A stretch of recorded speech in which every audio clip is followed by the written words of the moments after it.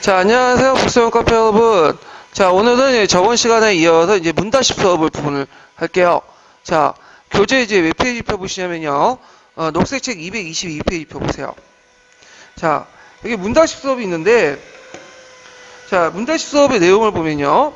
자, 교사의 질문과 학생의 대답, 학생의 질문과 교사의 또는 그 학생들의 대답을 중심으로 수업을 구성하는 방법이고요. 문답식 수업은 대체 교사 주도의 수업 방법이다.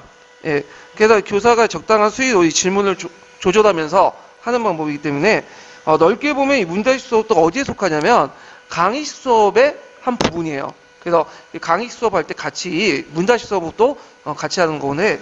이 문답식 수업이 이제 최근에 좀 많이 나오는 이유가 뭐냐면 실제적으로 현실적으로 보면 이제 우리가 강의식 수업을 하잖아요. 근데 너무 교사가 일방적으로 하는 것보다는 약간 이제 학생이 주도해서 하는 것이 좋겠다 해가지고 이제 문답식 수업이 나오지만 그것도 이제 상대적으로 볼 때 그런 얘기고 기본적으로 교사 주도의 수업 방법이다. 이거 좀 기억을 해두시면 되고요. 자, 흔히 질문과 발문은 서로 다른 것으로 구분된다. 질문이 무엇을 아는가 확인하는 것으로 하냐면 발문은 뭐뭐에 대한 어떻게 생각하는 것을 확인하는 것으로 구분된다. 그러니까 사고 유도를 하는 질문이 발문이라고 하죠. 근데 꼭 그런 건 아니다. 그래서 뭐뭐에 대해 아는가의 질문이 뭐뭐에 대해서 어떻게 생각하는가를 연결되기 때문이다. 그래서 여기에서는 이제 질문과 발문을 구분하지 않고 의미를 사용하겠다. 이렇게 이제 얘기를 하고 있고요. 자, 마지막 단락을 보면요. 교사의 설명과 이야기가 주로 이어진 그 강의 수업에서 어떤 형태든 교사는 질문을 한다.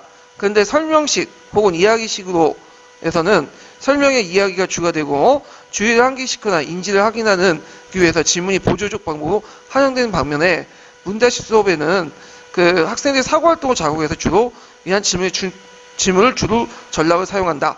그래서 종전의 설명식 방법에서의 그런 질문 방법과 문답식 수업에 하는 차이점 이렇게 하죠. 그래서 종전에서는 주로 환기하거나 인지 확인하기 위한 그 보조적인 방법에만 해서 문답식 수업에서는 학생들의 사고 활동을 하기 위한 질문하는 주 전략을 사용된다. 그래서 종전에 질문하는 거와 좀 차이를 두고 있죠.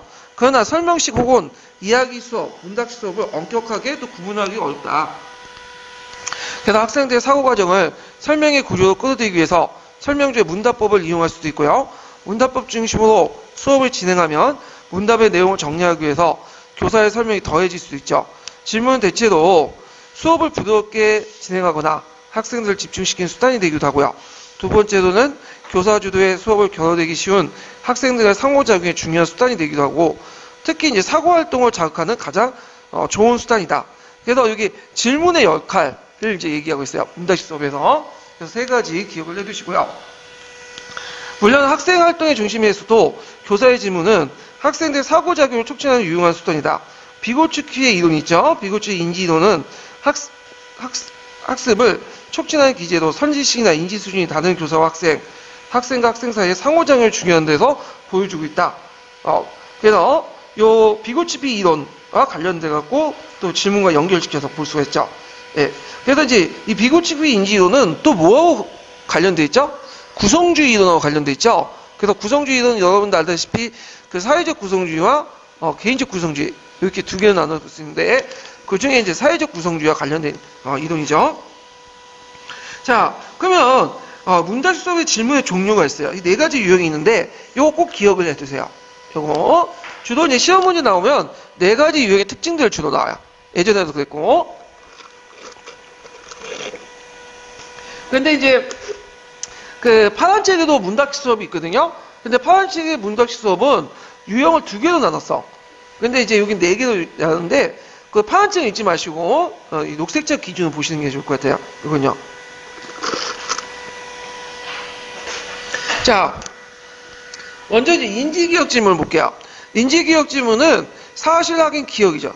단순한 팩트 위주를 이제 물어보는 거죠. 그래서 학생들의 상호작용을 이끌기 위해서 학생들이 기억하고 있는지를 확인하기 위해 던진 질문이죠. 자, 예를 들어 돌칼은 어느 시대에 사용되었는지요? 상고골통이나 시대의 왕은 누구인지요? 이렇게 물어보는 거죠. 수용적 질문은 가제를 해결하기 위해서 학교 내용을 정리하거나 하나의 결론 또는 방향을 이끌어내긴 질문인데, 설명, 대비, 대조, 분석. 그래서 이제 뭐냐면 설명하거나, 대조하거나, 분석하거나, 관련을 지어가지고 얘기하는 거야. 자, 예를 들어갖고, 구석기 시대와 신석기 시대의 어떤 도구들, 어떤 차이가 있는가. 설명하시오. 자, 그러면 이걸 하려면 답답형 끊기 힘들죠. 구석기 시대와 신석기 시대의 도구의 명칭. 이렇게 얘기하면, 각각 간석기, 뗀석기, 간석기 이렇게 답변할 수 있죠. 근데 요걸 이런 식으로 얘기하면 뗀석기는 구석기 시대 뗀석기는 떼어가지고 만든 거고 간석기는 갈아서 만드는 기본적으로 이런 패턴이 나와야 되잖아. 예. 그래서 이런 수요적 질문은 좀 내용을 정리하거나 하나의 결론을 이끌기 위해서 하는 방법이다. 여기 좀 기억을 해두시고요. 자, 그 다음에 학상적 질문이라는 건 뭐냐면 생각을 통해 다양한 답이 나올 수 있는 거야. 예. 그 답이 하나가 있는 게 아니라 여러 가지가 있을 수 있죠. 그래서 과제를 해결하기 위해서 다양한 각도 사고와도 자극하는 질문인데 창의적, 예의적, 개방적 사고를 촉진하는 질문으로서 예측, 가설, 추론, 상상 이런 사고작용이 필요하다. 그래서 여기에서 이제 어떤 사고작용이 필요한가? 이것도 좀 같이 기억을 해주세요. 자, 예를 들어서 그 한글 창제라는 사건이 조선시대 사람들이 어떤 의미가 있는지 다양한 집단 관점에 논하시오. 해석하시오. 양반과 상민의 관점, 남성과 여성의 관점, 조선의 중국의 관점에서 그 사건의 의미를 해석해 보시오. 이거 답이 딱 정해져 있는 게 아니죠. 예, 여러 가지 답이 나올 수 있죠. 그러면 학설적 질문하고 수연적 질문의 차이점, 또 어떻게 구분하죠? 수연적 질문은 답이 몇 개 있어요. 한 개가 있죠. 근데 학설적 질문은 답이 그 이상이 있는 거야. 그러니까 똑같은 내용이나도 어떻게 질문 형태가 다르다고 또 학설적 질문이 있고 수연적 질문일 수 있어요. 자, 예를 들어 프랑스 대혁명의 근본적인 원인이 뭐냐? 그럼 이건 뭐가 되겠어요? 답이 하나가니까 수연적 질문이 되죠. 근데 프랑스 대혁명의 원인을 얘기해 보시오. 이렇게 얘기하면 학설적 질문이 되는 거야. 다양한 원인이 나올 수가 있죠. 그러면 여기 수연적 질문하고 그 다음에 이제 인지기억 질문의 차이점. 자, 인지기억 질문은 딱 답변이 한 단어나 딱 구조력 떨어지죠. 단답형으로. 근데 이에 반해 수연적 질문은 한 전류 이렇게 연결돼요. 한 문장으로. 그래서 이런 것들이 차이가 있다. 자, 그럼 평가적 질문을 보자. 평가적 질문은 가치 판단이 개입될 수 있는 질문이에요. 그래서 어떤 판단, 가치, 선택의 문제인데, 제가 예를 들어 흥성대원군의 세격정책이 당시의 상황에서 적절한 정책이었는가. 자, 여기 키워드가 뭐냐? 적절한 거예요. 적절한. 그래서 이 적절한 것이라는 것은 항상 이제 평가적 질문에 나오는 거예요. 그래서 적절한 말이 나오면 무조건 뭐와 연결시켜라? 평가적 질문과 연결시켜라. 그리고 무슨 평가적 질문에 대해서 이제 이걸 곤ጮ보시오. 그러면 뭘 써야 돼요? 적절한. 이런 말이 꼭 나와야 돼요. 그러면 이 평가적 질문은 되게 어디에도 강조하냐면 역사적 인물이나 어떤 사건의 이유나 동기, 인간의 내면적인 것들, 이런 것들을 이제 판단하는데 평가적 질문을 주목한다. 이렇게 좀 기억을 해두시면 될 것 같아요. 자, 그러면 질문의 전략에 따라 학습 목표나 수업 방법에 따라서 달라질 수 있는데, 예를 들어 토론식 수업을 한다고요.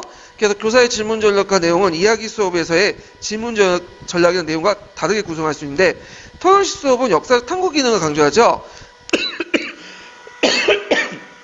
죄송합니다.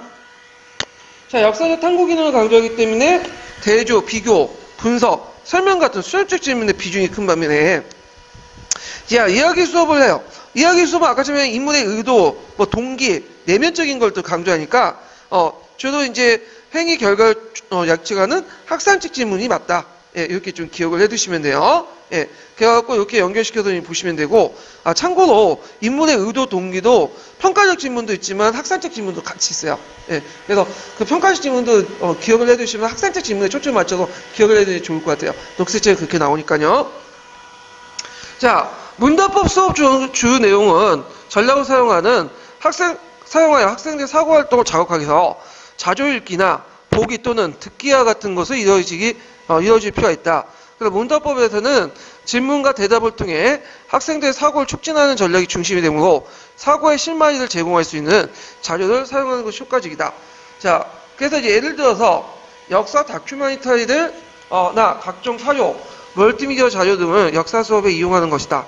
자, 멀티미디어 자료는 과제를 먼저 제시할 수도 있고 수업 중에 사용할 수도 있다.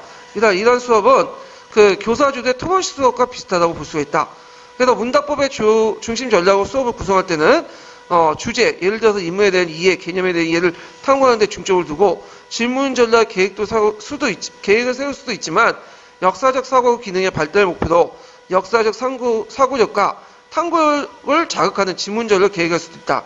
그래서 문답식 수업에서는 교사가 계획한 학습 목표에 따라 질문의 종류와 전략도 달라지는데 예를 들어서 학생들의 학습 활동을 중심으로 하는 경우에는 이런 인지적, 수련적, 학습적 평가 질문보다는 오히려 학생들의 학습 활동과 밀접한 전략을 세울 수 있다.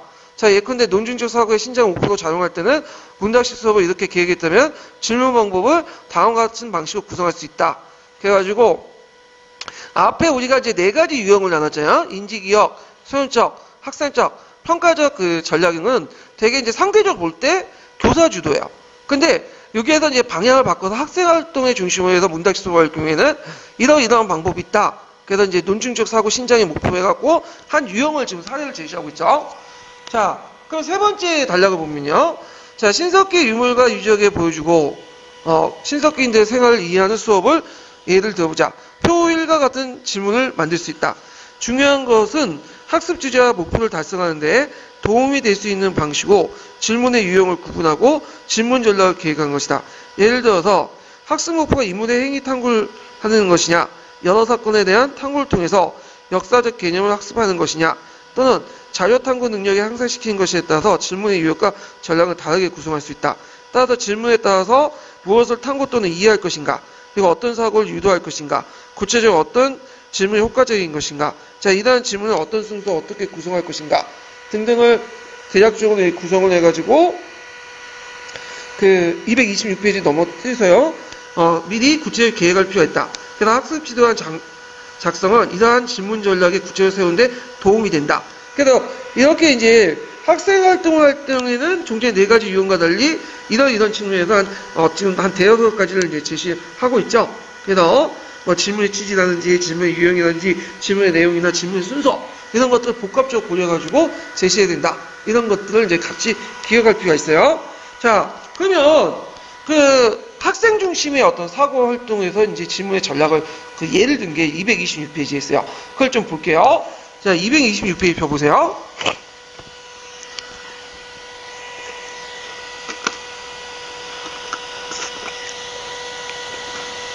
자, 여기에서는 이제 역사에서 논증적 사고 신장의 질문 전략을 한 예를 제시하고 있는데요. 앞에 이제 4가지 유형은 그 학생 중심이 아니라 교사 중심이죠. 근데 여기에서는 학생 중심이에요. 예. 그리고 여기 딱 보시면 알겠지만 교사 중심에서 강조한 4가지 유형도 곳곳에 조금씩 들어가 있어요. 자, 그래서 이제 질문의 유형에서 보면 정보 기억을 확인하는 질문. 그래서 이제 인지 기억 확인 측면에서 얘기를 한 거고, 그 이름 짓기와 관련된 질문이죠. 그래서 어떤 역사적 사건과 관련되는지 보여주지 않고 어떤 것과 이름을 짓도록 요구한 거. 그래서 돌칼의 사진을 제시하고 이 사진의 속에 유물의 이름을 지어보자. 무엇이라고 할 수 있을까? 그러니까 이제 우리가 이제 미리 알려주는 게 아니라 학생 스스로 돌칼이라는 것을 스스로 이름 짓게 만드는 거야. 예. 자, 관찰하는 질문이죠. 그래서 그 상황에 대한 학생들의 지식과 관련 짓지 말고 그 자체에 대해 묘사하는 거. 그래서 운집 사진을 제시하고 그 사진에 무엇이 있는지 묘사해보자. 이런 것들. 자료를 찾도록 하는 질문이 있고요. 가설을 세우는 질문 있죠. 그래서 원인이 무엇이고 어떤 결과가 나타날까 생각해보도록 하는 요구. 신석기 시대에 농경이 시작되어 있었던 조건이 무엇이고 농경이 시작되면서 무엇이 달렸을까? 문제 제기에서 이제 가설 설정까지 이렇게 하고 그거와 관련돼서 연결돼서 논증하는 질문이죠. 증거를 설명하는 요구. 그래서 이걸 왜 이렇게 가설에 대한 증명을 해봐라. 이런 식의 이제 얘기가 있죠. 그래서 이제 이게 있고 그래서 가설 세우는 질문과 논증하는 질문은 저 연결돼 있고 학생들 중심으로 이제 한번 해볼 수 있는 거죠. 그 다음에 거기에 보면 이제 4가지 유형이 있어요. 생각해보고 하는, 상상하게 보는 질문, 비교하게 하는 질문, 평가하는 질문, 종합하게 하는 질문 등등등 이런 질문들이 있다. 이런 것들 좀 기억을 해두시면 될 것 같아요. 그 다음에 여기에서는 안 나오지만 이 검은 책에도 이 4가지 유형도 같이 나왔거든요. 예. 그래서 검은 책 같은 경우에는 좀 자세히 나와 있어요. 그래서 검은 책 보시면 그 검은 책에 이제 구체적인 사례의 연구들, 이런 것들이 같이 지시 있어. 그래서 학생적 질문사례나 뭐 평가적 질문사례나 처음에 뭐 수험적 질문, 처음에 학생적 질문이었다가 뭐 수험적 질문 유형 등등 몇 가지 사례들이 있거든요. 이런 것도 같이 기억을 해두시면 될 것 같아요. 자, 그래서 이렇게 한번 보고 그 다음 뒤에 넘어가세요. 자, 글쓰기 수업 하기 전에 이제 질문학습 방법에 관련된 그 형상평가 부분을 이제 좀 풀어볼게요. 자, 몇 페이지 표 보시냐면요. 118페이지 표 보세요.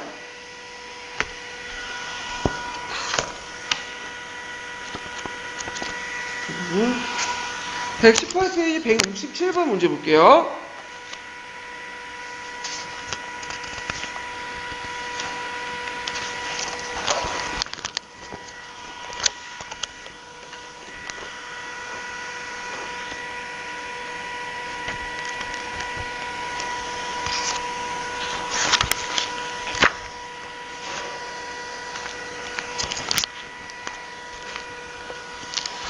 자, 167번 보면 다음에 기획의 단점을 보완할 수 있는 방법을 말해보고 가와 나에 들어갈 말을 각각 써보시오. 그리고 니은의 고려할 점, 잠깐만요. 네, 니은의 고려할 점을 세 가지로 말해보시오. 자, 여기 이제 그 167번이 관련된 내용인데 제가 이거 잘못했네. 이건 저번 시간에 했죠. 이야기 수업 관련된 내용이고 168번부터 봐야 될 건데요. 네, 문제 수업이니까 그 다음 문제 볼게요. 자, 다음 가와 나에 들어갈 말을 각각 써보고 가의 질문의 역할을 강의 수업 또는 이야기 수업에서 차이점을 말해보시오. 기획의 이유를 말해보고 질문의 학습 효용성 세 가지를 제시해보시오. 그래서 가에 들어갈 것은 이제 뭐냐면 그 문답식 수업이고 나는 교사 주도의 수업 방법이죠. 그래서 문답식 수업은 교사의 질문과 학생의 대답, 학생의 질문과 교사 또는 학생들의 대답을 중심으로 그 수업을 구사하는 방법으로 대체로 교사 중도의 수업 방법이다. 그래서 교사의 질문 용도는 설명식 수업과 문답식 수업과 엄격하게 구분하기 사용이 어렵다. 이렇게 있고요. 그럼에도 불구하고 이제 차이점을 이제 쓰면 자, 어떤 차이점이 있을까요? 자, 설명식 수업은 이야기 수업에서 설명이나 이야기가 주가 되고 주의를 환기시키는데 주로 사용한 보조적 질문이죠. 질문은. 근데 문답식 수업 같은 경우에는 그거 자체가 이제 사고활동을 자극하게 한 질문을 주 전략으로 사용한다. 이렇게 이제 보시면 되고요. 자, 그 다음 교사의 질문 용도 이렇게 있고, 기획의 이유를 말해보시오. 그래서 이제 학생들의 사고 과정을 설명의 구조를 끌어내기 위해서 문답법을 사용할 수 있고, 문답법을 중심으로 수업을 진행하면서 문답의 내용을 정리하기 위해서 교사의 설명이 더해질 수 있다. 그래서 이런 내용들 이제 해가지고 그 이해하기 어려운 거, 그거 있고, 앞에 이제 강의식 수업하고 이제 차이점을 얘기하고 있고요. 그 다음에 질문 학습의 허용성 세 가지가 있죠. 그래서 수업을 부드럽게 진행하거나 학생들 집중시키는 수단이 되고요. 그 다음에 교사 주도의 수업에 결여되기 쉬운 학생들 간 상호작용이 중요한 수단이 되고 사고활동을 자극하는 수단이 된다. 이 세 가지 외워두세요. 자, 그 다음에 뒤에 넘어가서 169번 문제 볼게요. 자, 가와 나의 질문의 형태와 명칭과 특징을 각각 서술해 보시오. 돌가는 어느 시대에 사용됐는가? 자, 이건 뭐와 관련된 거죠? 인지기억 질문이죠. 그래서 학생들의 상호작용을 이끌기 위해서 학생들이 기억하고 있는가를 확인하기 위한 질문이고요. 자, 구석기 돌독구와 그 다음 신석기 시대의 도구의 어떤 차이점인가? 수험적 질문이죠. 그래서 과제를 하기 위해서 하고 내용을 정리하거나 하나의 결론 또는 방향을 이끌기 위한 질문. 그 다음 한글창제라는 사건이 당시 사람들에게 어떤 의미가 있는지 다양한 집단 관점에서 해석해 보시오. 이거는 학산적 질문이죠. 과제를 해결하기 위해서 다양한 각도의 사고와도 자극하는 질문. 그 다음에 대형군의 세국정책이 당시상의 적절한 정책이 어떤 것인가. 자, 이거는 평가적 질문이죠. 가치 판단이 들어갈 수 있는 질문이죠. 그래서 이제 이렇게 볼 수가 있다. 자, 그 다음에 170번 문제 볼게요. 자, 여기에서 다음 기획과 니은의 질문의 전략 방식의 차이점을 쓰고 그다음 디귿을 하기 위해서 구체적 방안을 쓰시오. 질문의 전략은 학습 목표나 수업 방법에 따라 달라질 수 있는데 자, 예를 들어서 토론식 수업, 이야기 수업이 방법이 다르다. 자, 여기 토론식 수업과 이야기 수업 방법의 차이점을 쓰라고하는데 어떤 차이점은 이제 질문의 전략의 차이점이 쓸 수 있을까요?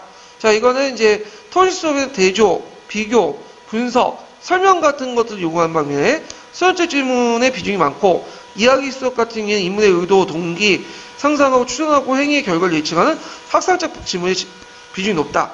그래서 이렇게 쓰시면 되고 그 다음에 디귿을 위한 구체적 방법이 뭐냐? 문답법은 수업의 전략으로 사용하여 학생들의 사고활동을 자극하는 방법으로 필요하다. 그래서 그것은 이제 사고의 실마리를 제공할 수 있는 자료를 사용하는 것이 효과적이다. 이렇게 쓰시면 되겠죠? 자, 그 다음 171번 문제 볼게요.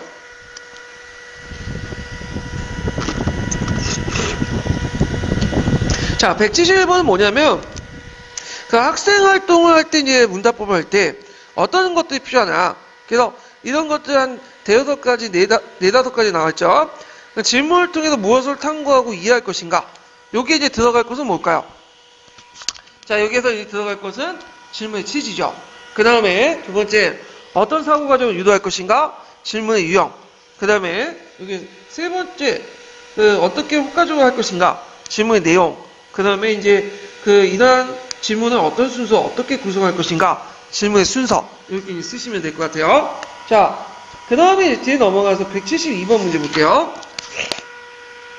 그래서 이제 그 학생 활동 중심의 어떤 질문 학습 방법의 유형, 학습 형태, 이걸 예시와 관련된 건데, 자, 여기에 이제 172번에 가에 들어갈 것들은 이제 뭐에 들어가 있어요? 자, 172의 가는 가설을 세우고 하는 질문이죠. 그래서 원인이 무엇이고 어떤 결과가 나타나는가 생각하고 요구하는 거. 그 다음에 나는 논증과 관련된 질문이죠. 그래서 증거를 사용해 설명을 요구하는 거. 그 다음에 다는 뭐겠어요? 비교와 관련된 질문이죠. 비교 같은 경우에는 이제 그 증거의 개인적 개입을 하도록 요구하는 거, 뭐 등등 이렇게 이제 있고, 그 다음에 이제 그 외에도 여기 안 나와있지만 이제 나를 볼게요. 평가적 질문 있죠? 평가적 질문 같은 것도 이제 요구에 속하죠. 그래서 이때 요구하는 거, 그 사건의 영향, 의미, 의미를 생각하도록 해보는 요구하는 거, 그런 것들인데, 평가적 질문은 이제 여기에서는 쓰면 적절함보다는 영향에 초점을 맞춰서 쓰시면 될 것 같아요. 그래서 논증적 사고 신장이나 질문 전략에서 이 평가적 질문은 하면 이건 적절함보다는 영향, 도구적 중요성 아시죠? 그와 연결시켜서 한번 문장을 구성하시는 게 좋을 것 같아요.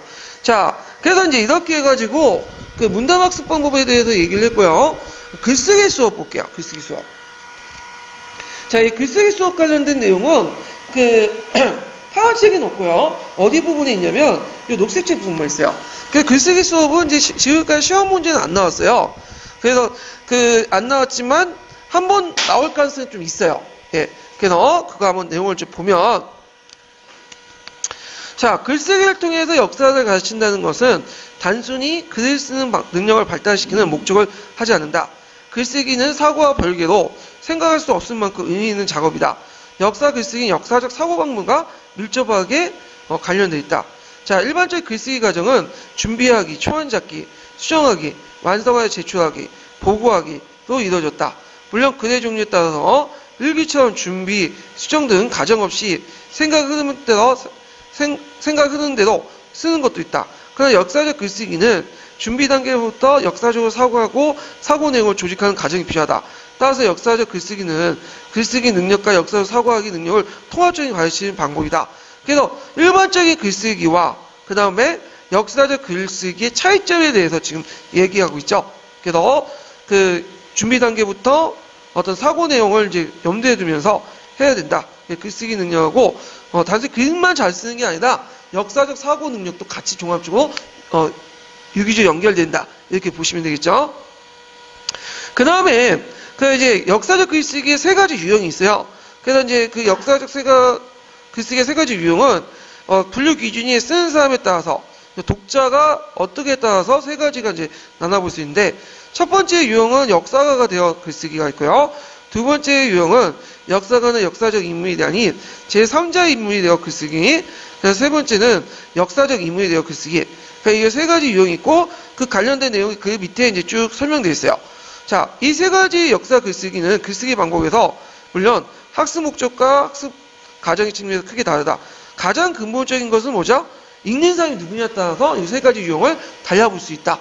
그래서 쓰는 사람에 따라 달라질 수 있지만 그거보다는 이제 독자에 따라서 더 구분이 된다. 이렇게 이제 얘기하고 있어요. 그래서 세 가지 기준에 대한 어떤 근거, 기준에 나눌 수 있는 그 기준이 무엇이냐 이렇게 있고요. 그러면 이제 첫 번째 내용을 볼게요. 첫 번째는 역사가 되어 글쓰기죠. 역사가 되어 글쓰기는 그 누구냐면 이제 학생이 자신이 마치 역사가인처럼 글을 쓰는 거예요. 그래서 역사가되어 글쓰기는 역사의 글쓰기 과정을 교육적으로 재구성하는 건데 예상 독자는 누굴까요? 그걸 보고 있는 거기 심층적인 학습에 참여해 있는 교사와 동료 학생들이죠. 자, 이러한 글쓰기는 과거 사건이나 그 사건에 관련된 사람들의 인식을 기초로 해서 자료에 기초하여 복원하고 그 사건이 어떤 의미가 있었는지 평가하는 작업이다. 즉 사건의 의미를 해석하는 과정이 포함된다. 자, 이 글쓰기는 그 사료 활용 수업에서 연장선상에 개혁할 수 있고 반드시 그것이 전제되어서는 하는 건 아니다. 여기에서 이제 그 역사적 글쓰기라는 자체가 그 역사가 입장에서 이제 한번 쓰는 거기 때문에 사료를 이용할 수밖에 없겠죠. 근데 그 우리가 이제 탐구학습처럼 꼭 그런 건 아니에요. 예. 그래서 선택 수단이다. 이렇게 좀 기억을 해두시면 되겠죠. 그 다음에 요게 역사가 글쓰기 방안으로서 이제 본 게 사건 보고서 쓰기, 답사 보고 쓰기, 역사 이야기 쓰기 등 같은 유형이 있고요. 그리고 이제 사건 보고서나 답사 보고서는 설명식 논수형이라면 그 이야기식, 그 역사 이야기 쓰기는 이야기 형식이다. 자, 이러한 설명식, 논수식, 이야기식 등의 형태로 형식에 따라 그대 내용도 달라질 수 있다. 그 다음에 이제 세 번째 단락은 그 역사적 글쓰기를 글쓸 때 그 논술식 문명의 그 형태죠. 우리가 논술을 하면 이제 서론, 본론, 결론 이렇게 돼 있잖아요. 이것도 마찬가지예요. 자, 그래서 역사가가 특정 사건의 의미를 해석하는 방식으로 글을 쓰는 논술식 경우 보통 머리말, 본론, 맺은말 이렇게 구성되고, 자, 이러한 글쓰기는 사료가 아니라도 다른 자료를 활용할 때 능력이 전제된다. 그러니까 관련 자료를 선택하고 치밀하게 분석하며 자료 사이의 연관성을 파악하고 그 간격을 채우는 과정이 필요하다. 그러니까 사료뿐만 아니라 역사와 관련된 자료를 같이 할 때 이런 그 서론, 본론, 결론이 필요하죠. 자, 이를 통해서 사건의 전말을 논리적으로 제시해야 하며 사건을 좀 더 역사적 맥락에서 해석 평가해야 된다. 여기에 자료들을 분석, 종합하여 글을 쓰는 과정에서 과거의 언어 용법과 사고방식, 간획적 행위 방식을 고려해 설명해야 된다. 즉 역사적 글쓰기 과정은 단순히 역사적 자료를 기초해서 글을 쓰는 게 아니라 역사가의 전문적 지식을 바탕으로 하는 거다. 그러니까 역사적 글쓰기 할 때 각종 사료나 자료들을 가지고 참조를 할 수 있죠. 근데 그걸 그대로 뺏겼으면 그 의미가 없는 거야. 편집을 하면. 그냥 그건 단순히 요약이 불가죠. 그 자료를 나누는데 자기가 일관성 있게 그걸 쓰고, 그리고 자기의 논점대로 쓰고, 그걸 나누는데 해석하고, 그 당시의 관점이나 의미 같은 다양한 관점들 자기 나누는데 언어대로 표현가지고 자기의 언어를 통해서 표현해야지만 그게 뭐냐면 적절한 역사적 글쓰기다. 이런 내용들이 있죠.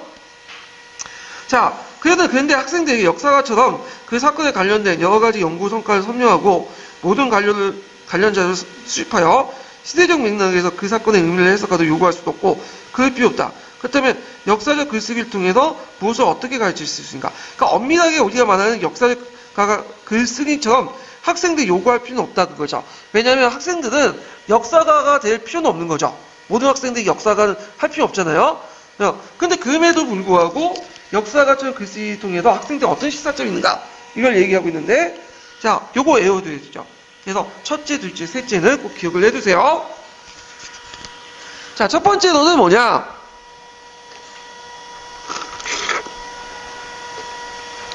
자, 고정관념을 탈피해서 새로운 관점에서 문제를 인식하고 하는 방법, 그러니까 비판적 사고 방법, 그 의미를 가르칠 수가 있고요. 둘째는 자신의 논리적 분석 능력과 추론 및 종합 능력과 함께 자신의 사고 내용을 적절히 역사적으로 표현할 수 있는 능력. 그 다음에 셋째는 역사적인 사고 방법이죠. 그래서 역사적 탐구력과 판단력은 물론 과거 사람들이 인식세계에 들어가서 역사적 상상력과 맥락적 사고력을 포함해 된다. 그래서 이거는 역사가의 글쓰기에서 학생들에게 뭘 배웠는가 이런 것들을 이제 얘기하고 있고요. 그 다음에 역사적 글쓰기에 또 글쓰기 과정이 있어요. 그래서 이 글쓰기 과정이 내용이 있는데 두 번째 단락부터, 자, 역사가처럼 글쓰기 수업에서는 글쓰기 과정을 중심으로 놓고 수업을 조직해야 되며, 그 다음에 학생들이 제출할 결과물을 평가해야 된다. 학생들이 무조건 역사가가 되어 글을 쓰라고 요구할 수 없으므로 먼저 글쓰기 방법을 가르칠 방법이 있다. 그래서 이때 이제 구체적인 어떤 글쓰기 방법이 있죠. 그래서 그 첫 번째 네 가지가 이제 방법이 제시되는데, 첫 번째에서 세 가지 첫 번째, 두 번째, 세 번째는 좀 사고활동과 관련된 내용이고, 그 다음에 그 마지막은 표현활동과 관련된 거죠. 이런 것들은 좀 암기해 둘 필요가 있겠죠. 자, 그래서 이제 내용을 보면요. 역사 문제를 제기하는 방법. 그 다음에 이 문제 제기하는 걸 타당성을 설명하는 방법. 제기한 문제를 해결하기 위한 방법이나 자료에 대해 설명하는 방법. 그 다음 마지막 그 표현하기 위해서 이제 제기한 문제를 해결하는 서술하는 방법. 그런 다음에, 가르친 후에 학생들이 직접 지도를 해야 된다. 무조건 이렇게 글쓰기 방법을 하라고 시키는 게 아니라 글쓰기 과정을 이제 지도를 한 다음에 그런 다음에 해야 된다. 이렇게 이제 얘기를 하고 있고요. 자, 그 다음 두 번째 유형을 볼게요. 두 번째 유형은 이제 뭐냐면 앞에서 이제 작가가 언급한 것처럼 역사가나 역사적 인물이 아닌 제3자 입장에서 쓰는 거야. 그러니까 역사가나 역사적 인물이 아닌 제3자 입장에서 쓰는 건데 주로 이제 어떤 거냐면 그 기자가 마치 오늘날 사건을 쓰는 것처럼 이렇게 쓰는 거야. 제3자 입장에서. 네, 저널리스트의 어떤 성격의 글을 가지고 있죠. 그래서 두 번째 유형은 역사 전문가의 글 이외에 다양한 매체를 역사 교육에 활용하는 방법이 있다. 그래서 역사가와 같은 시간적 거리감을 두면서도 국어 시간에 흔히 볼 수 있는 형식 저널리스트 글을 통해 역사학습의 궁극적인 목적인 역사 이해와 해석을 이루는 방법이다. 독자는 식견이 없는 사안까지 포함되는 거죠. 보통 신문을 쓸 때 우리가 전문가에 대해서 쓴 건 아니죠. 그래서 보통 사람들이 쉽게 이해할 수 있도록 글 써야 되겠죠. 그리고 마찬가지로 이런 글쓰기가 필요하다. 자, 독자가 전문적인 식견이 없어도 역사를 쉽게 이해할 수 있도록 글 써야 된다. 자, 예를 들어 신문이나 안내책 같은 건데 예를 들어서 신문, 요게 신문은 주로 역사신문 같은 것들이죠. 자, 근데 신문이나 안내책은 저널리스트 역사 글쓰기를 분류할 수 있다. 신문은 신문기자로서 다양한 전문적인 어떤 시각과 목적을 고려하면서 인터뷰, 사설, 사건 보도 등 같은 역사적 글쓰기를 하는 것이다. 자, 이런 글쓰기들은 역사 주제를 쉽고 폭넓은 관점에 접근할 수 있게 기회를 만들어주고 마치 그 사건과 관련돼서 큰 그림을 그려주고 그 그림을 통해서 그 사건의 위치하는 걸 보여주는 방식으로 글쓰기를 가르치는 거다. 먼저 큰 그림을 가르치도록 하고 숨을 보도록 하고 그 사건이 어디에 위치해 있는 것을 쓰는 거야. 자, 예를 들어 갖고 이런 게 있죠.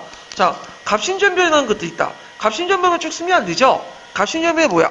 를 설명할 때 그 당시 개항의 근대 흐름에 대해서 한번 쭉 훑어주고 그리고 그 사건이 어디에 위치해 있는 걸 알려주는 거죠. 이런 방법이 필요하다는 거죠.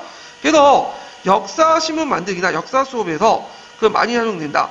그래서 역사신문 만들기가 대표적인 건데 자, 역사신문 만들기는 그 학생들이 역사를 이해하는 신문의 형태로 표현한 것이고 대중들의 정보를 알리는 목적, 때로는 계몽하는 목적, 사회 비판하는 기능을 갖고 있다.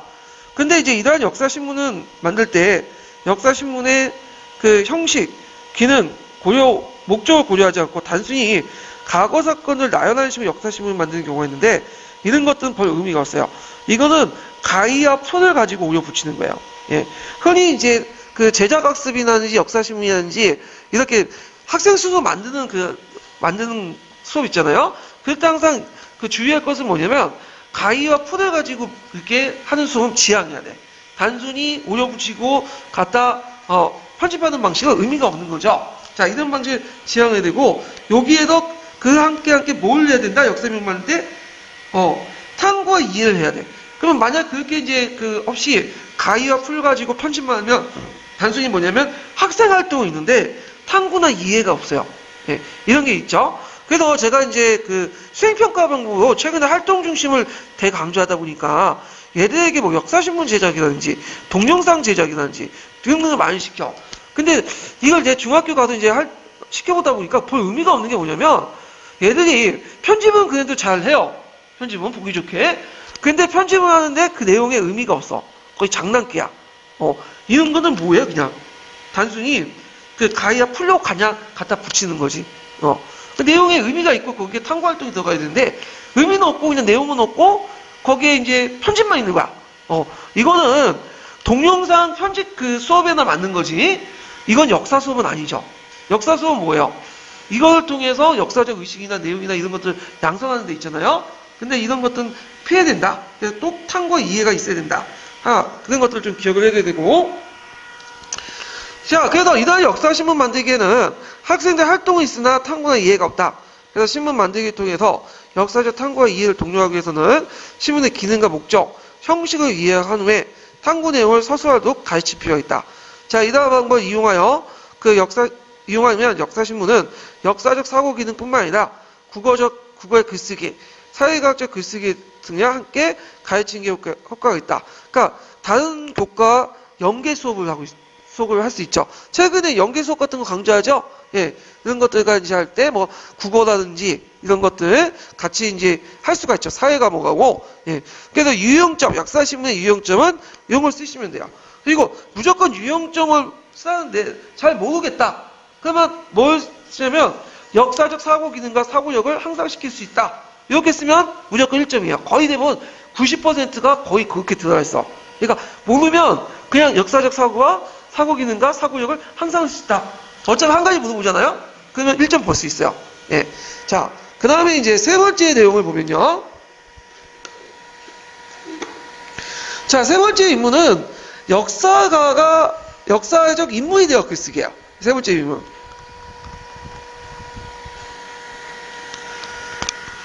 그러니까 자신이 역사적 인물이 되어 글을 써보는 거야. 그래서 그 역사적 인물의 정서와 생각을 담는 독백이 될 수 있고요. 그 인물이 다른 인물과 주고받는 편지가 될 수 있으며 여러 가지 사람들의 자신의 생각을 알리기 위해서 벽보나 상소문, 신문기사, 여러 사람들의 정보를 주기 위한 글, 뭐 백과사전류, 의학서, 농학서, 가르치기 위한 쓴 글, 그 다음 명령을 위하여 쓸 글, 교소, 재미를 주기 위한 글, 소설 등등등 이런 것들이 있다. 근데 여기에서 좀 눈여겨보는 게 이제 후손들의 교훈을 남기기 위해 쓴 글, 행장인데 이 행장은 이제 정확히 말하면 이게 뭐냐면 죽은 사람 있죠? 죽은 사람이 이제 죽었을 때 이제 죽은 사람이 이제 예전의 업적들을 쓰는 글이야. 그래서 되게 이 행장은 그 주변에 있는 사람들에게 써달라고 해요. 그러면 행장을 쓸 때는 좀 약간 뭐랄까 그 사람의 나쁜 점보다는 어떤 점을 쓰겠어요? 좋은 점을 쓰겠죠. 네. 그래서 행장은 좀 사회적 가치가 없긴 없어. 행장 자체가. 하여튼 뭐 이런 측면에서 이제 했는데 물론 후손들 교훈을 남기기 위해서 글도 행장이 포함돼요. 그 목적에서 이제 쓰는 것도 있지만 저 행장은 이렇게 죽은 사람의 업적을 좀 사람들 보여주기 위해서 쓴 글이다. 이렇게 좀 기억을 해두시면 되고요. 자, 그 다음에 이제 유의점이 있죠. 이때 유의점은 뭐냐면 세 번째 유형이죠. 자, 그래서 이러한 글쓰기의 공통점은 글쓴이는 물론 독자를 과거 상황부터 상상하고 쓴다는 것이다. 따라서 두 가지 유의점인데 이때는 이제 과거 사람들의 삶과 사유세계 속에 들어가서 감정이입을 할수록 글을 쓰도록 지도하는 한편 독자가 누구든지 그 다음 글을 쓴 목적이 무엇인지 숙고하도록 지도해야 된다. 유의점 두 가지 외워두셔야겠죠. 그리고 글쓰기 수업에서 항상 이제 강조하는 게 뭐냐면 글쓰기 수업에서 좀 주의해서 볼 게 뭐냐면 요번에도 시험 문제 나왔지만 글쓰기 수업이 딱 한 번 언급돼 있었죠. 근데 실제 글쓰기 수업을 물어보는 게 아니라 뭐죠? 탐구학습 모형을 물어본 거야. 근데 상당수의 사람들이 또 글쓰기 수업에 대해서 이제 글 썼더라고요. 근데 이게 글쓰기 수업은 다른 수업들과 연계시킬 수 있어요. 근데 이게 글쓰기 모형이다 하면 일단 뭐가 나와야 돼요? 읽는 독자와 그 다음에 글 쓰는 사람이 어떤 목적인가 그런 게 나와야지 글쓰기 수업이 되는 거야. 그리고 글쓰기가 주가 돼야 돼. 글쓰기가. 근데 요번에는 글쓰기가 주가 아니라 뭐죠? 탐구학습이 주였죠. 탐구학습 해야 돼요. 글쓰기 한 번이 나왔다고 해서 글쓰기 수업이 아니에요. 예. 그래서 글쓰기가 수업이 되려면 일단 독자, 어떤 것을 이제 독자로 할 것인가. 그래서 쓰는 사람이 누구냐. 이런 것들이 분명히 나와야 되고, 그 다음에 글쓰기가 중심을 놓고 봐야지만 이게 글쓰기 수업이다. 그걸 이제 알 수 있는 게 잠깐 이제 229페이지에 아까쯤에 읽었던 데 좀 보면 두 번째 단락에 보시죠. 역사가처럼 글쓰기 수업에서는 글쓰기 과정을 중심에 놓고 수업을 내용을 조직해야 된다. 요게 핵심 키워드죠. 예. 글쓰기 과정이 중심이 돼야지만 뭐가 될 수 있다? 이거는 글쓰기 수업이지 단순히 사조학습이라든지 탐구학습 그렇게 쪽에서 글쓰기 좀 낚아 들어갔다 해서 이게 글쓰기 수업이 아니에요. 예. 글쓰기가 중심이어야 된다. 이렇게 좀 기억을 해두시면 될 것 같고요. 자, 그러면 이제 관련된 내용들을 한번 또 형상평가에서 풀어볼게요. 자, 120페이지 표 보세요.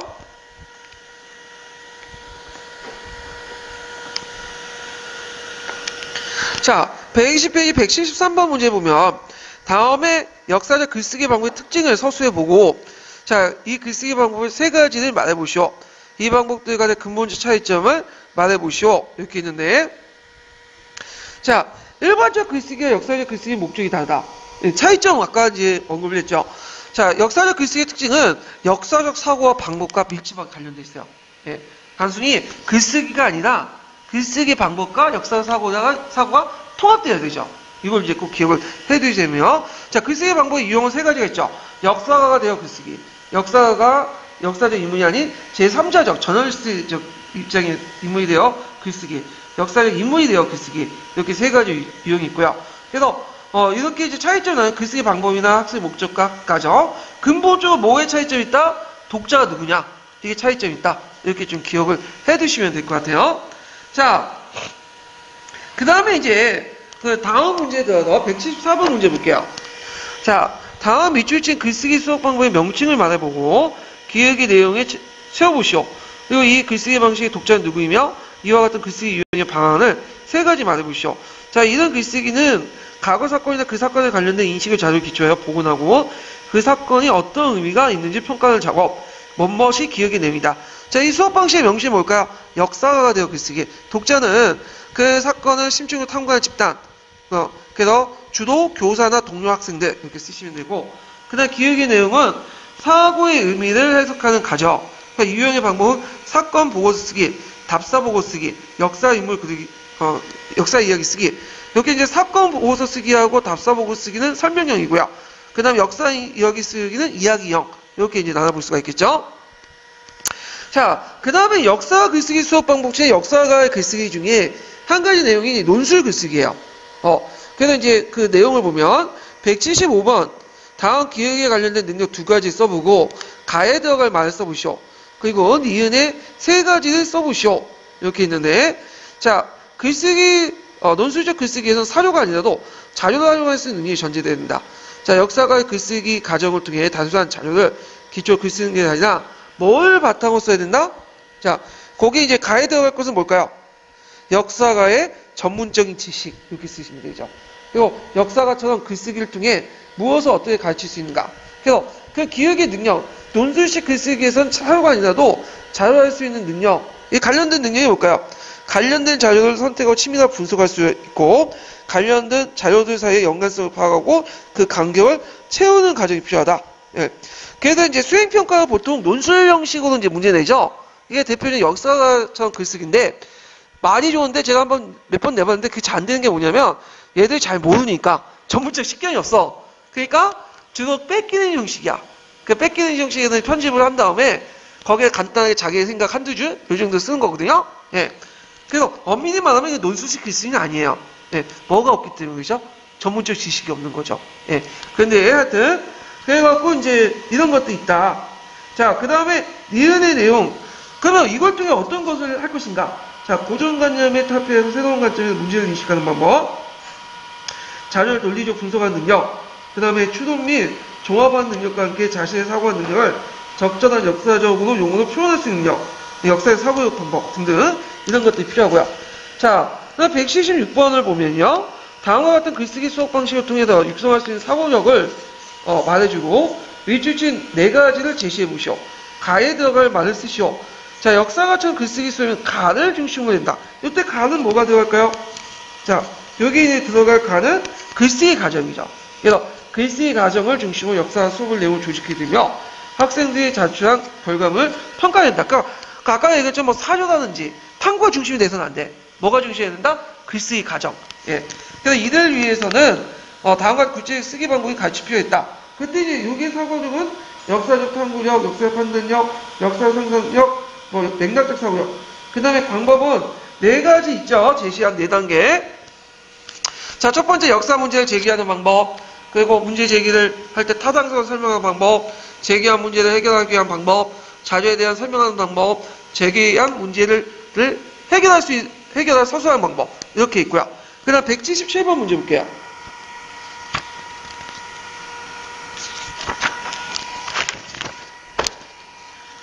자, 다음 글쓰기 수업 방식의 명칭을 쓰고, 자, 이 글쓰기의 독자를 말해보시오.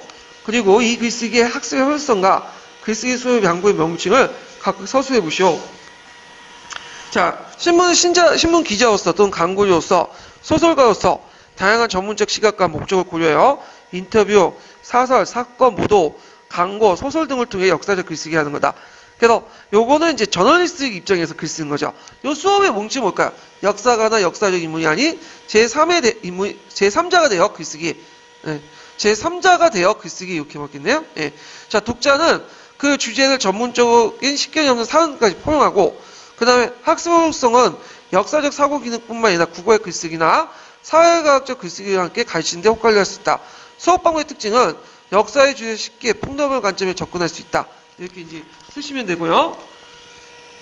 그 다음에 이제 179번 문제를, 그 기억의 형식을 말해주죠. 여기에서 이제, 이렇게, 수업 방식, 178번 문제 볼게요. 다음과 같은 수업 방식의 문제점을 말해보고, 이 문제점을 극복하기 위한 방법을 각각 말해보시오. 그 다음에 기억의 형식의 특징을 말해보시오. 자, 역사신문 만들기가 역사 수업에 활용된다. 학생들은 조사한 내용을 마치 조각포처럼 만드시 가위와 폰을 가지고 올려붙이는 건데, 이런 문제점이 뭘까요? 단순히 과거 사진을 나열하는 방식의 역사신문을 만드는 거죠. 그래서 할 때 요 안에는 뭐와 뭐가 없어요. 탐구와 이해는 없어. 단순히 편집만 있는 거야. 그러면 그거는 이제 모은 시간에 필요한 걸 국어 시간에 필요한 거지, 이 역사 시간에 필요할 필요 없어. 네, 그런 것들 같이 기억을 해주시면 되고, 그 다음에 이제 여기에서 이제 이런 것들을 극복하는 방법, 신문의 기능과 목적, 형식을 이해한 후 탐구 내용을 서술하도록 가르칠 필요가 있고, 그 다음에 기억의 형식은 이게 아까처럼 학생 활동이 있으나 뭐와 뭐는 없다, 탐구는 이해는 없다. 이렇게 이제 보시면 돼요. 그래서 여러분들 뭐 중학교나 이런 데 가면 고등학교 수행평가 형태가 뭐는 없다, 탐구나 이해가 없는 형태가 많아. 예. 자, 그래서 이제 있는데 저도 이렇게 수행평가 하다 보면 탐구 이해가 없다고 편집만 되는 형식으로 하는데, 또 그렇게 될 수밖에 없는 게 내용을 못 봐요. 내용을 보고 판단해 버리면 얘들 항의가 많아. 그러니까 채점할 때 그냥 형식적 요건만 맞추면 그냥 맞는 걸로. 근데 이러는 게 진짜 수행평가의 목적은 아니죠. 뭐 지식의 각점을 측정하고 뭐 그 역사의 어떤 본질적인 내용하고 전혀 관련이 없어. 근데 왜 하는지 모르겠어, 그걸. 예. 자, 그 다음에 이제 거기에 내용을 보면 179번 문제 볼게요. 자, 다음과 같은 글쓰기의 명칭을 써보고 이 글쓰기의 독자가 누구인지 말해보시오. 그리고 이 글쓰기 수업 방법을 서술해 보시오. 자, 그 인물의 정서와 생각을 담고 있는 독백이 될 수도 있고, 그 인물이 다른 인물과 주고받는 편지가 될 수 있으며, 여러 사람들이 자신의 생각을 알리기 위해 쓴 글, 여러 사람들이 정보를 주기 위한 쓴 글을 자신의 경험을 후손들의 교훈을 남기기 위한 쓴 글이다. 자, 요거는 이제 세 번째 거죠.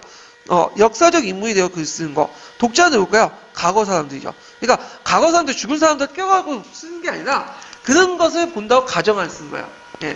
자, 그 다음에 이제 여기에서 이제 수업 방법은 과거 사람들의 삶과 사유 속에 들어가 감정이입을 하도 글을 쓰도록 지도하고, 그 다음 독자가 누구인지, 글을 쓰는 목적이 무엇인지 숙고한다. 그러니까 가르칠 때 고유할 점, 유의점, 이런 것들을 이제 쓰시면 되죠. 자, 그 다음에 이제 있고, 그 다음에 극화 수업 보죠. 이 극화 수업은 아주 중요하죠. 예. 그래서 이 극화 수업은 역할극이라고 또 하죠. 파란장이 역할극이라고 하는데, 이 극화 수업, 즉 역할극은 시험 문제 자주 나오는 거고, 이게 작년에 나왔고 재작년에 나왔어요. 그러면 작년과 재작년 나왔으니까 올해는 안 나오겠지, 이렇게 생각하면 안 돼요. 예전에도 제가 역교론 때 얘기할 텐데, 서양사하고 뭐 한국사는 작년에 나온 건 안 나올 수 있어. 근데 역교론은 해마다 나오는 건 맨날 나와. 사료 나오지, 탐구학습 나오지, 그런 것들은 무시해서는 안 돼요, 절대. 나오는 팩터가 맨날 비슷한 건 나오는데, 그 중에 극과 수업 역할, 그거는 다른 방식으로 나올 수는 있지만, 극과 수업이 안 나올 수는 없다. 이게 딱 확정할 수가 없어요. 그러니까 항상 받아야 되거든요.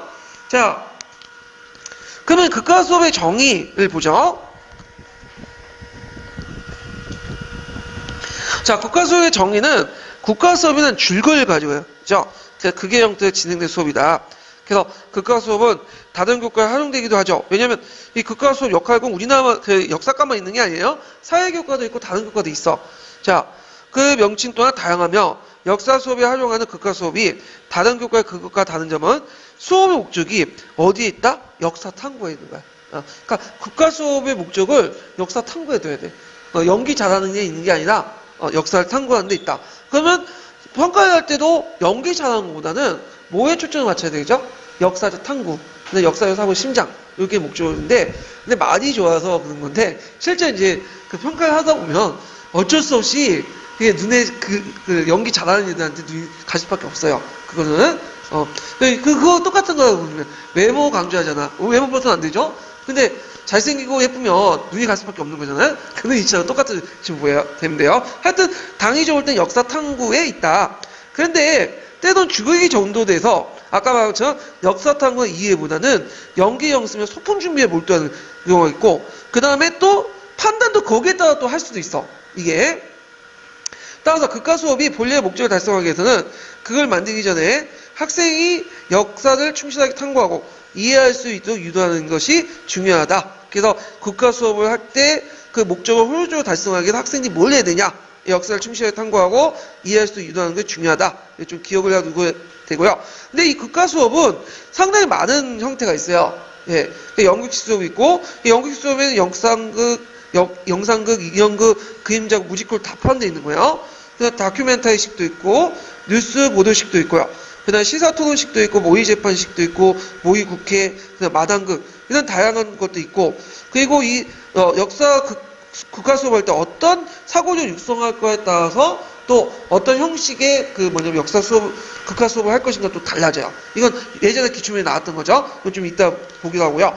먼저 살펴볼 게 국가 수업에 전반적으로 볼 때 학생 조직 방법이야. 이것도 외워두셔야죠. 세 가지 유형 방법인데 예전에 한번 나왔어. 이 세 가지 유형 방법이.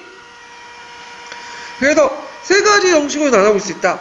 첫째는 학급에서 국가 수업에 연기자를 뽑아서 수업하는 방식이죠. 그러니까 이제 모든 학생들이 참여한 게 아니라 좀 잘하는 사람들, 연기를 좀 잘하는 애들이 나가고 하는 방식인데 이 경우 학생들은 보통 연기자와 관객을 나누게 되는데 연기자는 연기를 통해 관객은 연극을 보면서 역사를 이해한다. 연극이 끝난 다음에 그 내용의 평가와 토론하는데 이러한 수업은 대본이나 무대장치, 분장 같은 연극 준비를 한참 후까지 이루어질 수 있으며 학생들의 연기도 다른 방식에 비해 나은 경우다. 왜 그럴까요? 이거는 상대적으로 볼 때 학생 중에서 좀 약간 똘똘한 애나 그 다음에 좀 연기를 잘하는 애들이죠.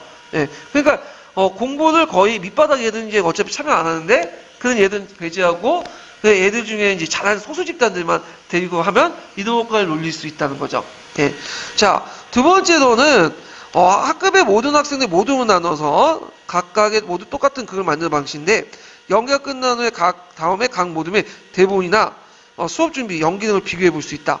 그래서 근데 학생들 참고한 자료에 비슷한 경우 연극이나 대본의 연극 내용이 비슷한 수업에 지루하게 만들 경우가 있다. 자, 예를 들어 그 단군 신화에 대해서 한번 해보자. 그러면 똑같은 주제에서 A조, B조, C조, D조, E조 이렇게 갖고 딱 나눠져 갖고 하는 거야. 그러면 똑같은 내용이 계속 반복하다 보면 어떤 문제지? 지루할 수 있죠. 물론 비교가 가능하지만 상당히 지루하다. 자, 이런 문제점, 이런 앞에 언급된 연극 내용이나 비슷한 수업에서 이제 지루할 가능성을 막기 위해서 이런 극복한 방법으로 제시된 것이 뭐냐면 같은 사건이나 상황을 모든 별로 다른 시각에 구성하는 거죠. 그러니까 같은 주제를 하더라도 예를 들어 만적의 난을 할 때 만적의 난을 똑같이 하라는 게 아니라 이 만적의 난을 할 때 만적 입장에서 한번 A팀을 해보고 최충호 입장에서 B팀을 해보고 그 다음에 또 만적에 참여하지 않은 다른 오비 입장에서 복원해서 이렇게 세 개 팀을 나누고 또 이 세 개 팀을 각각 돌아가면서 하는 거야. 자, 그러면 뭘 할 수 있다? 다양한 사람들의 관점을 통해서 생각해 볼 수 있는 기회를 제공이죠. 그래서 이런 내용도 좀 기억을 해주세요. 두 번째 이용 같은 경우에는 이제 그 주제를 가지고 모든 별을 나눠서 하는 건데 이것도 그 안에 두 가지 유형이 있죠. 첫 번째 유형은 똑같은 내용을 하도록 하고 또 두 번째 내용은 각각의 똑같은 주제라도 시각을 달리해서 한번 해보도록 하고 이렇게 이제 있고 그 시각을 달리해서 하는 방법 두 번째 형태가 예전에 기출문이 나왔던 거죠. 예. 예전의 책을 가지고 있는 분들은 좀 오타가 있을 거예요. 거기 보면 만적의 입장, 최충원의 입장, 만적의 난을 참여하지 않은 입장인데 최치원의 입장으로 딱 돼 있다. 최치원. 예. 그래갖고 좀 잘못된 책이 있거든요. 저도 이렇게 돼 있어요. 예. 지금은 수정판에서 했는데 08년인가 09년 전까지는 그렇게 돼 있더라고요. 예. 자, 세 번째는 뭐냐면 이것도 모둠은 모둠인데 이건 어떤 거냐면 이거는 주제에 똑같은 주제에 몇 개 소주제를 나눠요. 그래서 협동식 연구 수업이야. 그래서 예를 들어 갖고 이제 조선전기 평년 생활 할 때 농민 생활, 그 다음에 상인의 생활, 장인의 생활 같은 소주제다. 그러니까 이제 소주제 분류해 갖고 대주제를 하나 정해놓는 그 밑에 소주제 분류 그걸 구성하는 방법이죠. 그래서 각 모둠은 서로 다른 소주제를 가지고 연계하게 되며 수업은 이들의 연결을 종합하여 학생 과정을 수행하는 방법으로 진행한다. 그래서 요때 그 뭐냐면 협동식 연구 수업을 할 때 옴니버스식인데 이 옴니버스 구성식, 그러니까 협동식 연구 수업을 할 때 그때 학생 활동의 내용을 써가면 이거 쓰면 되겠죠. 각 모둠은 서로 다른 소주제를 가지고 연기를 하게 되며 수업은 이들의 연기를 종합하여 학생 과제를 수행하는 방법으로 진행된다. 이렇게 쓰시면 될 것 같아요. 그 다음에 극과 수업을 할 때 유의점, 이것도 기억을 해두셔야겠죠. 여기 시험 문제 나왔죠. 예전에 뭐 사고력 판단력 관련된 내용인데 첫 번째 내용은 뭐냐? 어떤 형식의 극과 수업을 진행할 것인지 결정하기 위해서는 학습 목표를 명확히 해야 돼요. 그리고 학습 목표에 따라서 그게 형식이 달라질 수 있죠. 자, 추침이나 간접이입을 목적으로 한다. 그럴 경우에는 그 인문의 행위, 즉 특정 인물이 특정한 상황에 특정 행위를 하는데 하는 과정, 그 인물의 사고 과정을 알려주죠. 이해시키고자 한다면 연극식이 하다. 연극식이 역할극이죠. 그 연극 수업을 효과적으로 진행하기 위해서는 학생들 연극을 통해 구현하고자 하는 상황이나 인물을 구체적으로 이해시켜야 한다.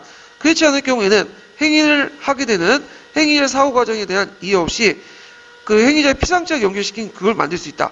그래서 연극식 수업을 할 때는 상황이나 인물을 구체적으로 이해시켜야 되며 이해시키지 못할 때는 단순히 피상적 연결시키는 그걸 만들 수 있다. 이거 이제 뭐가 되냐면 우리가 이제 영화를 찍을 때 그렇게 보시면 돼요. 영화를 찍을 때 연기를 하잖아요. 물론 연기자가 그 캐릭터에 들어가갖고 자기가 캐릭터에 몰두해갖고 연기할 수도 있지만 대부분 그 연기가 줄거리로 따라 한 게 아니라 커터 해가지고 찝어서 편집을 하죠. 그때는 단순히 뭐야? 그냥 대본을 보고 그렇게 감정이입을 하고 피상적 연기를 하는 거야. 그 의미가 전혀 없어. 그래서 그 할 때는 아까 상황이나 인물을 구체적으로 이해시켜야지만 제대로 연기를 할 수 있고 그러지부터는 영화를 찍는 것처럼 이렇게 커터 해갖고 화면을 연결시키는 피상적 연결밖에 안 된다. 이런 것들 좀 기억을 해두시면 되고요.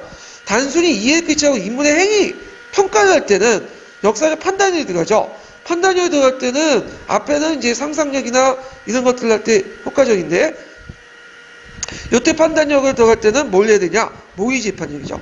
예. 그래서 역사적 상상에 그치지 않고 역사적 판단력까지 합력하면 상상력뿐만 아니라 역사적 판단력까지 하면 모의재판이 좋다. 그래서 이 모의재판이 대표적인 게 이제 있는데 그 다음에 아니면 시사극. 모의재판 여러분들 아시죠? 뭐 이성계가 뭐 위화도날 해군할 때 이성계는 피고 세우고 원고 만들고 뭐 최충을 아유 제가 많이 안 나오네.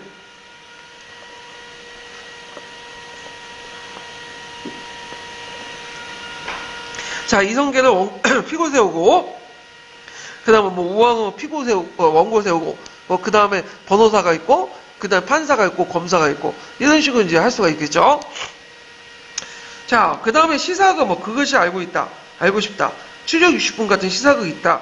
자 근데 현시생이 모의재판이나 시사극을 거의 안 해요. 언제 하냐면 뭐 평상시 수업은 안 하고 장학사가 내려올 때나 해요. 네, 동료장 장학사가 내려올 때나 하지도 않는 건데 자 하여튼 예를 들면 흥성대원군 예를 들면 자 흥성대원군이 세국정책을 펴게된 이유 더 넓게 그의 인식세계를 이해하고자 한다면 흥성대원과 그 주변 인물의 사고과정을 드러내도 영국식으로 구현될 수 있다. 근데 그의 세국정책이 과연 역사적으로 적절한가를 판단하려면 그러한 정책에 대한 역사의 논란까지 생각해보도록 하기에 재판국 형식을 통해 흥성대원군을 피고로 자신의 생각을 말할 수 있도록 기회를 주며 다른 한편의 변호사, 검사, 또 배심원이 되어서 흥성대원 행위의 신문하고 평가하는 기회를 줘야 된다. 또 하나의 사건의 의미에 대해서 논쟁에 대한 그러니까 하나의 사건의 역사적 의미에 대한 논쟁에 대한 탐구할 기회를 제공하기 위해서는 시사토론식 수업이 효과적이다. 자, 예를 들어가고 강해군의 중립외교에 어떤 논란이 불러일으킨가? 쟁점이 무엇인가? 역사적으로 어떤 의미가 있을 때는 시사토론식이 낫겠죠. 논쟁을 할 수 있잖아. 탐구할 수 있고. 그 다음에 한 시대의 풍미한 형상이나 고유한 사고방식, 생활방식을 탐구할 때는 다큐멘탄식. 그 다음에 특정 시기의 사회 문제를 풍자하고 올 때는 마담극 형식이죠. 그래서 어떤 목적에 따라서 그게 형식이 달라질 수 있죠. 정리해보면 추천이나 감정이 같은 역사적 상상력을 하려고 했다? 그럼 제일 효과적인 게 뭘까요? 연극식이죠. 네. 그때 연극식 할 때는 역사상이나 인물을 구체적으로 이해시켜야 되며 그러지 못하면 피상적 연극밖에 안 된다. 그 다음에 상상력뿐만 아니라 판단력까지 할 수 있다. 그럼 뭐죠? 모의재판이나 시사극 이렇게 쓰시면 되고, 그 다음 세 번째 역사적 의미에 대해서 논쟁에 대한 탐구 기회를 제공하면 시사토의식. 그 다음에 어떤 특미한 형상이나 동일 사고방식, 생활 방식을 연구하는 다큐멘터식. 그 다음에 이제 특정 시기의 사회 문제를 풍자하고자 하면 마담극 형식. 이런 것들이 이제 좋다. 이렇게 기억을 해두시면 되고요. 자, 그래서 이제 어떤 극에 구현할 것인가, 궁극적으로 무엇을 가르치는 것이라는 문제가 연결된다. 극과 수업이면 추체험을 떠올리게 된다. 그런데 모든 극을 통해 추체험을 가르칠 수 있는 건 아니다.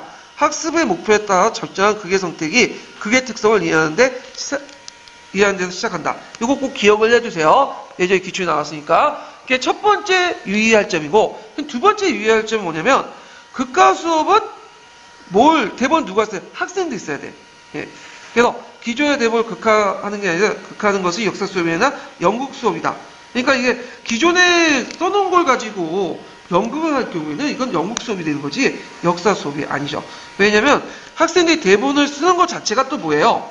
이것도 역사 수업이죠. 그러면 이때 교사는 그냥 가만히 있느냐? 그게 아니에요. 교사의 역할도 있어. 그걸 좀 기억을 해두면 세 가지가 있는데, 첫 번째는 필요한 자료를 제공하거나 대본을 다듬고 수정하는 데 도움을 줘야 돼요. 근데 이때 주의할 것은 뭐냐면, 이게 잘못됐다고 해서 교사가 적극적인 방향을 제시하고는 질문을 통해서 스스로 깨닫도록 해야 돼. 탐구하도록. 이걸 꼭 기억을 해둬야 되고, 그 다음에 대본에 들어갈 내용을 안내하는 것이 학생들 역사의 사고를 작성하는 데 효과적이다. 그래서 그 대본을 수정하거나 도움을 줄 수 있는 자료 제공하고, 그 다음에 질문을 통해 탐구할 내용을 하고, 그 다음에 대본에 들어갈 내용을 안내하는 거. 이런 것도 세 가지 쓰시면 돼요. 자, 그 다음에 세 번째 유의할 것은 뭐냐면, 극과 수업은 그걸 준비하는 과정, 시험은 과정 못지않게 후속 토의 및 평가 과정이 중요하다. 이분이 시험문이 나왔죠. 이번에. 예. 그래서 학생들이 그걸 역사 이해하는 측면에서 관찰보도 동료학에서는 시험 단계에서 또는 그게 끝난 후에 그게 역사 이해에 도움이 되는 것을 평가할 수도 학생 체크리스트, 동료 평가지를 만들어야 되겠죠. 그래서 체크리스트는 학생 목표와 그게 형식에 따라 달라질 수 있다. 연극식과 이제 시사토론극 이런 것들 두 가지 형식을 제시하고 있는데, 연극식의 경우에는 역사적 인물의 행위의 동기, 목적을 이해하는 데 도움이 되는지, 그 인물이 그런 행동을 하는데 영향을 미치는 요소들이 잘 드러내는지 평가하도록 하죠. 자, 시사토론식 같은 경우에 역사의 쟁점을 잘 파악하고 있는지, 각자의 주장의 근거에 설득력 있게 제시되는지를 평가한다. 그래서 체크리스트 표시할 때 연극식과 시사토론이 각각 달리 이렇게 표시할 수 있다. 그 다음에 이러한 체크리스트는 학생들이 체크리스트를 참고하면서 그걸 준비할 수도 그걸 준비하는 단계부터 미리 제시하는 게 좋다. 그래서 연기자를 이제 연기할 때부터 미리 제시하는 게 있고요. 요번에 시험 문제 내는 게 후속 토론이에요. 그래서 후속 토론, 이제 연극이 끝난 후에 맨 마지막에 하는 게 후속 토론인데, 후속 토론을 통해서 뭘 학습 효율적이 있냐, 이런 것들이 이번에 시험 문제였죠. 그래서 후속 토론 또는 그걸 통해 역사 이해를 심화시키는 방안 중 하나입니다. 자, 후속 토론에는 극에 더 다른 역사적 사건과 인물들을 역사적 논쟁을 분석하는 시간을 갖는데, 이때 학생들이 그걸 보면서 갖게 된 의문이나 의견을 적극적으로 표현하고 안내하는 게 좋다. 그 다음에 토론에 능숙하지 않는 학생들에게 구체적인 질문을 제시하여 토론을 유도할 필요가 있다. 요번에 시험 문제 나왔죠? 예. 그래서 후속 토론이 할 때 교사가 해야 할 점, 그런 것들을 이제, 보죠. 그때 학생들이 그걸 보면서 갖게 된 의문이나 의견을 적극적으로 표현하도 안내하는 게 좋고, 그 다음에, 토론에 능숙하지 않는 학생들에게 구체적인 질문을 제시하여 토론을 유도할 필요가 있다. 요거 좀 기억을 해두시는 게 좋을 것 같아요. 자, 그 다음에 첫 번째 이것도 들어가나? 극에서 다룬 역사의 사건과 인물들, 역사의 논쟁들을 분석해보는 시간을 갖는다. 갖도록 한다 식으로 하면 들어갈 수도 있겠네요. 예, 교사의 역할에서, 표현을 달래서. 예. 자, 이런 것들 좀 같이 기억을 해두시면 되고요. 자, 그래서 요거 시험 문제 자주 나오니까 기억해두고, 요거 외에도 파만책 역할극 있어요. 그 역할극에는 뭐가 또 나오냐? 여기가 만드는 게 뭐냐면, 여기는 연극, 역할극, 그러니까 연극식 수업을 할 때 단계 있죠. 첫 번째, 두 번째, 세 번째 단계. 연극 준비, 뭐 후속통, 연극 공연 이렇게 세 번째 단계 있거든요. 요거 이제 나중에 파란책 할 때 그 얘기할게요. 그래서 단계 부분도, 그 연극 수업할 때 단계 부분도 예전에 기출문이 나왔던 거야. 이것도. 자, 그러면 이제 관련된 이제 그 형상평가 문제를 풀어볼게요. 자, 123페이지, 122페이지 180번 문제부터 볼게요.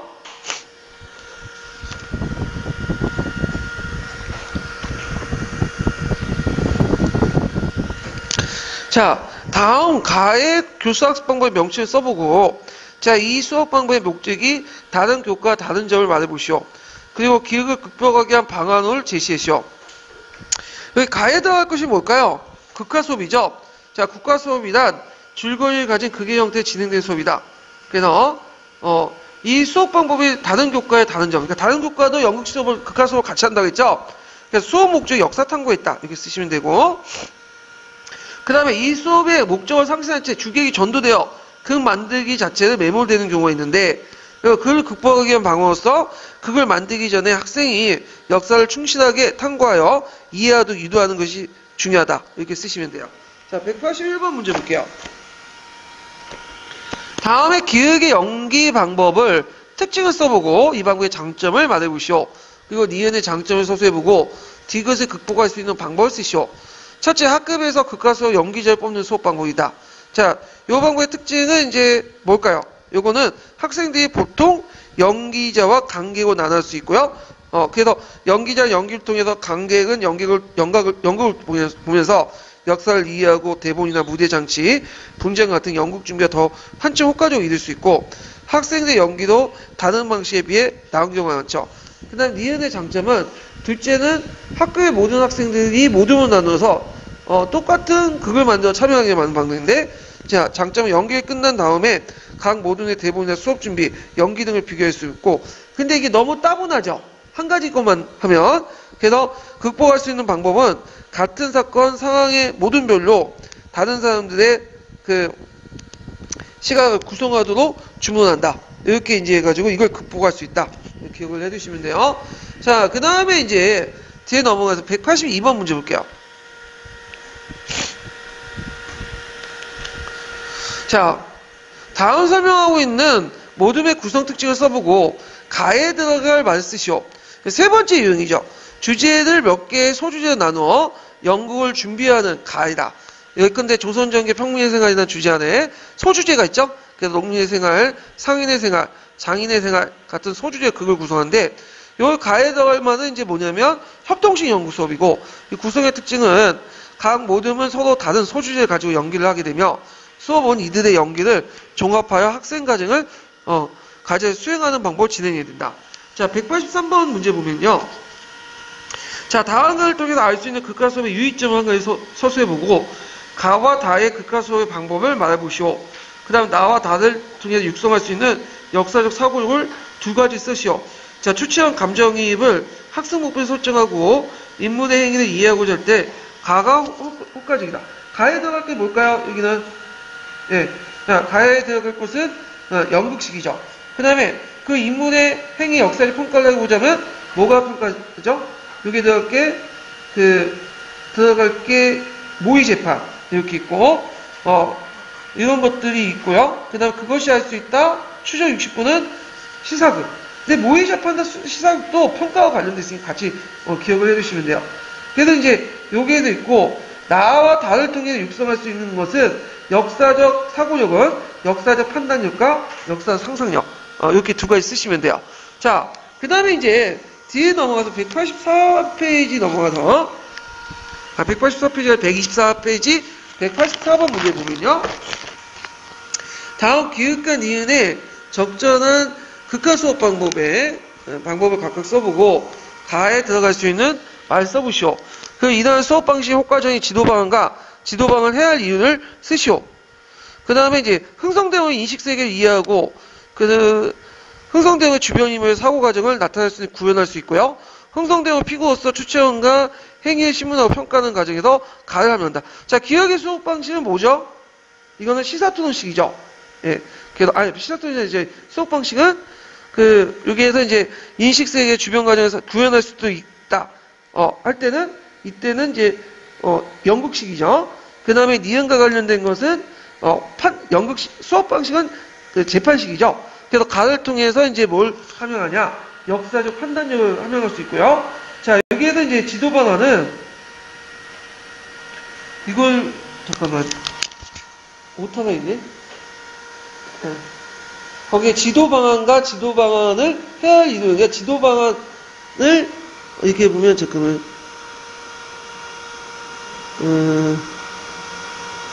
오타가 아니네. 지도 방안은, 학생들의 연구 활동에 구현하고자 하는 상황이나 인문의 구체를 이해시켜야 되고요. 그렇게 할 이유는 뭐냐면, 그렇게 하지 않을 경우에는 행위를 하게 된 행위자의 사고 과정에 대한 이해 없이 행위자의 피상적으로 연결시키는 그걸 만들 수 있기 때문에 이렇게 쓰시면 돼요. 네. 자, 그 다음에 이제 185번 문제를 보면요. 자, 기획의 극과 수업 방법을 말해보고 이를 통해서 얻고자 하는 학습 효과를 써보시오. 그리고 가와 나의 극과 수업 방법을 각각 쓰시오. 자, 강해군의 중립외교가 역사적으로 어떤 의미가 갖는 것인가, 그리고 어떤 논란을 불러일으킨 것을 집중적으로 토론할 것이다. 자, 이렇게 했는데, 요것은 이제 185번의 기획은 시사토론식이죠. 시사토론식 수업 이렇게 쓰시면 되고, 자, 그래서 이 시사토론식 수업을 통해서 얻고자 하는 거는 뭐냐? 자, 이걸 통해서 이제 역사적으로 어떤 의미가 있는가를 집중적으로 토론할 수 있다. 이렇게 쓰시면 되고, 가에 들어갈 것은 뭘까요? 한 시대의 풍미한 형상이나 고유한 사고방식을 탐구할 때는 다큐멘터식. 그 다음에 그 특정 시기나 사회 문제를 풍자하게 할 때는 그 당시 마당극 형식. 이렇게 쓰시면 되겠죠?